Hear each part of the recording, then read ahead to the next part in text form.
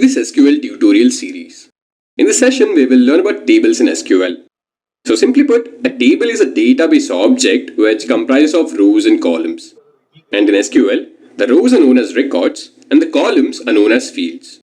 So the fields are basically columns which provide specific information about data in the table. For example, we have this e-salary field in the table which provides information about the salary of different employees. Similarly, we have this e-age field which provides information about the age of different employees.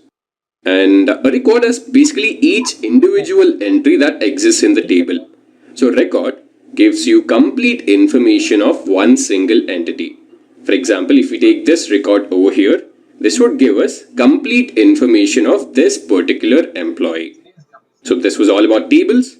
Thanks for attending this session. Let's meet in the next class.